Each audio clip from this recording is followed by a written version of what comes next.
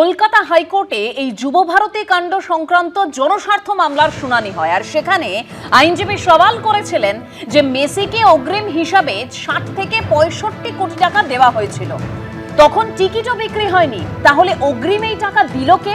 কারা এই অনুষ্ঠানের স্পন্সর ছিল?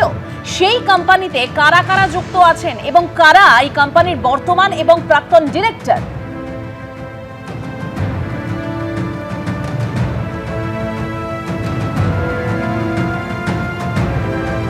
আর এই যুব ভারতীতে বিশৃঙ্খলা কাণ্ডের পর প্রবল সমালোচনা এবং চাপের মুখে ক্রীড়ামন্ত্রীর পদ থেকে ইস্তফা দেন Arup Biswas.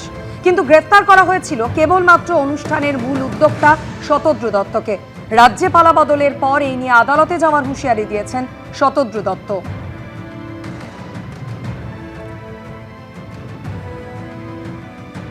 He played with the emotions of the state, emotions of the fan, and obviously I became the victim of it. Arup Biswas was not part of the show. Even the CP, I'll tell you to be very honest, CP also told him, sir, apni abar mat theke berun. Lionel Messi got very, very upset.